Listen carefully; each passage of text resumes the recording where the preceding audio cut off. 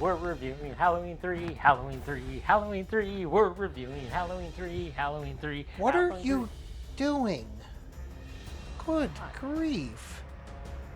Somebody get into Halloween candy a bit too early? Have a few too many pixie sticks there, Corey? No pixie sticks. I'm just excited to be back. You know how long we've been gone? Our fans, our millions of fans, they've got to be waiting for us. Wait, we have millions of fans? Since when have we had millions of fans? I think you have us confused with those guys from the other universe.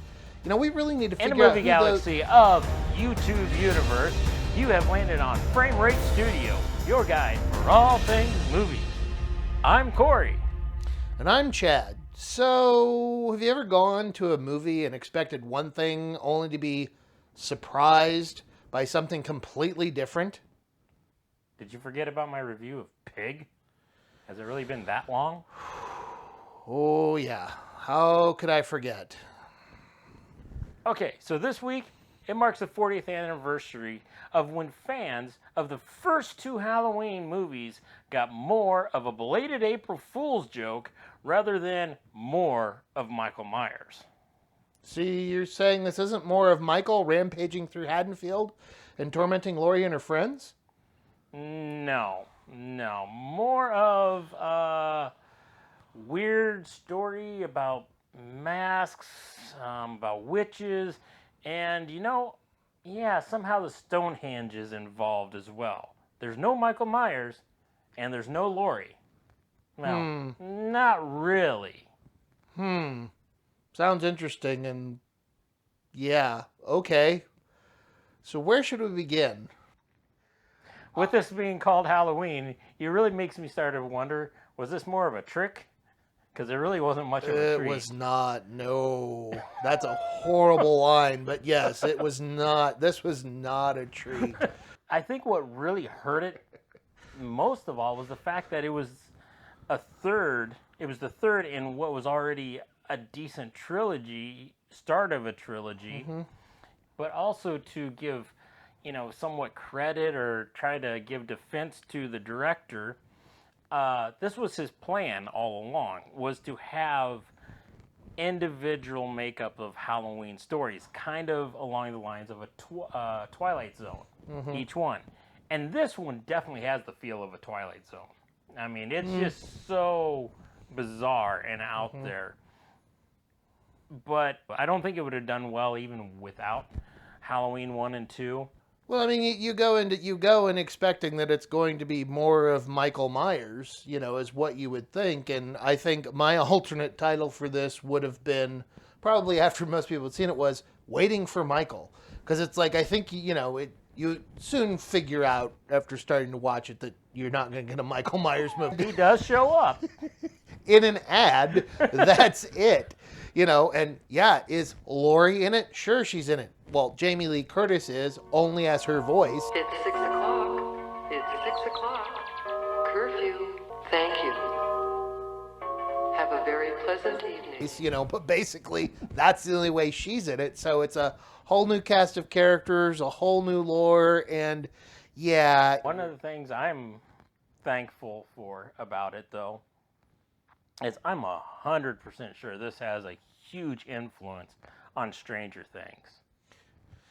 I mean, the techno music at the beginning of it, that synthesizer sound for the music, that is almost identical to the music for Stranger Things at the start.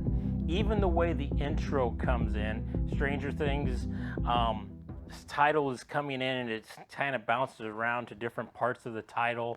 Same thing happens with Halloween 3 title. If you take a look at the male lead character, Chalice, looks just like Hopper. And the Ellie, is that what it was? Ellie? Was the female. She looks a lot like Nancy from Stranger Things. And this is one strange thing of a movie. Yeah. I mean, I think the big, at the end of the day, I think the comment as I was watching it, I kept making is believability, folks. Don't get me wrong. it's a horror movie. It doesn't have to be really believable, but the way you put it together as a whole story, that's fine. It can have those supernatural elements to it, but it still has to be the people's reactions to all of it, and what they do has to be believable. Believability is so far out the window, because I have a question on here for you. What type of bar plays a cartoon when there's a football game on? Followed by the big giveaway. Yeah. When you only have 5 channels back in the day, Brad. No, Corey, remember, 3. Because when he tries to call to get the ad pulled, he's having trouble getting through to the 3rd channel. This shows you how old this movie is. One of the things I was taking away from it, also just really enjoying of it, is the 1980s feel of it, just all the different ways that the camera angles were shot. Like when the guy goes in to kill the one dude in the hospital, just, walking across the floor, the shots of the shoes, that was definitely 80s style, up close strangulation, all these types of things, but also him putting his gloves on. It goes the up close and puts them on, and then you see him go get in the car, and the car burns and blows up. And yes, this is a complete spoiler show, because you deserve to have this spoiled in a way. I mean, in some ways, I'd still say go watch it if you want something entertaining. You want a Mystery Science Theater, yes, go watch it. It's fun that way. But they do that, but then, like, they're robots. Why does he need gloves?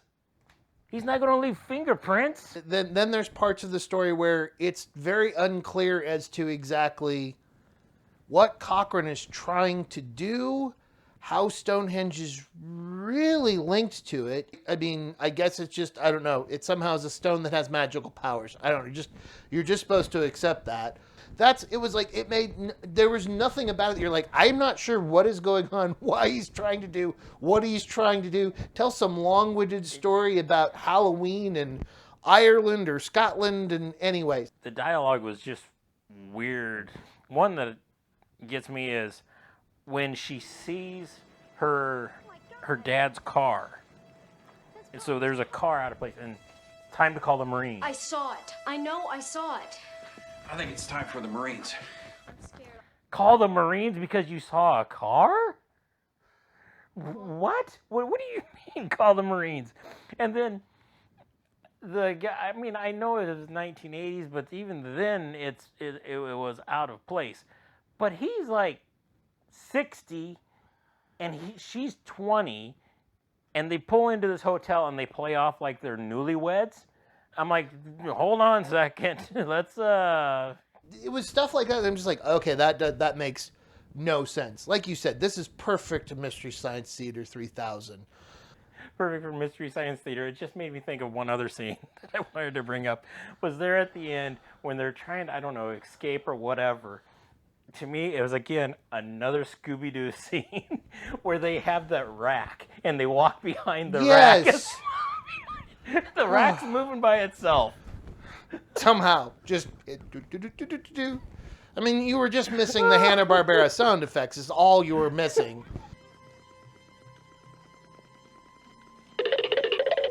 And then it really goes into, I guess, a question of, for me, it was like, so is this supposed to be a horror movie? Is it supposed to be a comedy? Is it supposed to be a love story?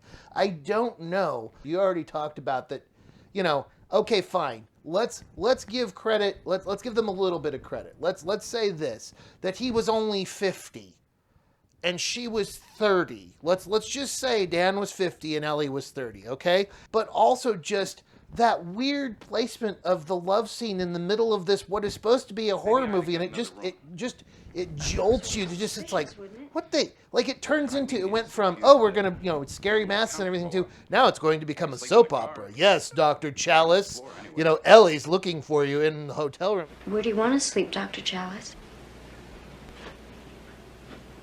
And on top of that, Ellie has known him all of what? I don't know, at best a day. And so, hey, you do you people, whatever.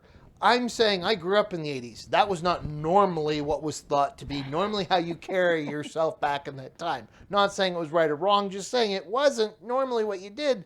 So it just felt very out of place that all of a sudden, yes, she's like with no real, once again, there was no build to it to make it believable that, okay, they'd been doing, like you kind of were talking about, they'd been Scooby doing this stuff, but it basically was just like, hey, let's go on a road trip together. It's like, I don't know you. Why would I just, sure, let's just jump in a car and go 100 miles down the road with a strange person I don't know. The one thing I also saw was like, oh, this 1980s is kind of they say, gratuitous shower scene. Yeah, yes, I'm like, exactly. oh, 1980s. Exactly. You just need the. So, hey, wait. Speaking of gratuitous scenes, let me give you a gratuitous scene that you see on YouTube. If you like what you're seeing here, if it's not a trick to you and you really think it's a treat, then hey, do us a favor, give us some love by subscribing, by liking, sharing this with the world. Yeah, the world. Because I think the world needs to know about us. Because we do a lot of great things for you people, okay? So, and if you really like what you're seeing here, go check out some of our stuff from the past. We got a huge catalog of 6 other videos. So, we're going to go back to working on this 7th one. That kind of brings me to the next point is it was just like, what was with some of the scenes they chose to leave in and like stuff that you can tell, it's like you could have put backstory in here. You could have done much more. Like, there's the scene, yes. Other than to have the TNA shot of her getting out of the shower, what good does that scene do you? But maybe we could give the story of, I don't know, that like week-long span of time where Ellie goes and searches, does the detective work and finds out what's going on here. Like, there's no suspense. The editing and the pacing is just all over the place and things left in that didn't need to be left in. Kind of attached to editing a little bit, but let's talk about the effects. But when the car blows up, you can just tell it's a dummy in there. You can see it. But since they're robots, I mean, hey, okay. But the thing is also, he takes the gasoline can, dumps it on himself, lights the match, drops it on his lap, and it's like, holy cow, what did... Oh, I thought that was gasoline. I didn't know it was like... It literally... The explosion that goes off is literally like... It's not just... I mean, it's literally like they put 4 blocks of C4 on each corner around the engine block, and the way it blew, you're like, okay, I get we like the explosions thing in the 80s and everything, but even people that were watching this who loved it were kind of had to be going, seriously? Like, all he did was throw... Like... Should the robot or the guy have burnt to a crisp? Sure. But that's all that should have happened. Maybe the car catch on fire or something, but they should have been able to go and put that out, not the whole thing explode. Anyway. And then I think the other thing, for it being an R-rated movie, and for it being a horror movie, like, the deaths are so cartoonish. That's why I say you aren't sure if this is supposed to be a comedy or not. That's part of the problem. I know I'm really hammering this, and I'm hammering a lot of things, but it has to be said. Tom Atkins acting, wow, is it bad? Just so bad in so many ways, in so many parts of the movie. Overacting, overacting, just screaming when he shouldn't scream, having weird emotions when he shouldn't have, it was just not, he was not good, and the problem is, he's supposed to be the main guy carrying it. That's where that comes into be a problem. Not that everybody else's acting was fantastic, it's just his was noticeably bad.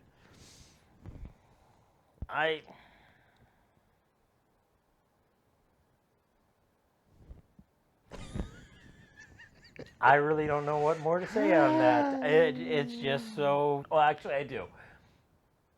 I felt like it was them acting to cardboard. There was no chemistry between anybody. It was just acting towards a cardboard stand-up, even though there was someone there. And even their acting was kind of over animated cardboard. Yeah, it was,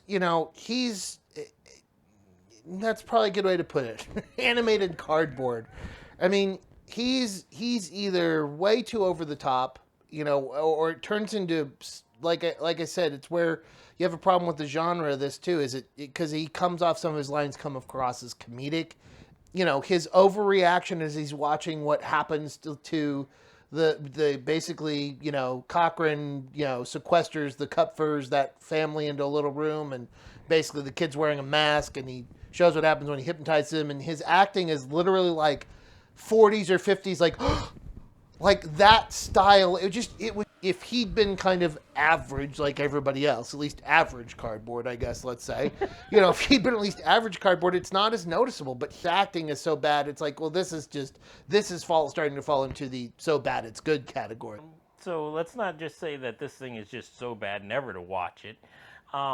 Just make sure you're going in knowing what you're going in after. So, with all that said, sir, what are your final thoughts on Halloween 3? Horrible movie. Cut. Done. That's all we got to say. Horrible movie. Moving on. Anyway, go ahead. Yes. Horrible movie. Unless you go in expecting an really long Twilight Zone. Second, the Halloween concept idea of it could not have saved it. Even if there wasn't a Halloween 2, which was a follow-up to Halloween with Michael Myers, if this was just the sequel and they continued down that path of doing all different stories, no, it would have been dead in the water at that point.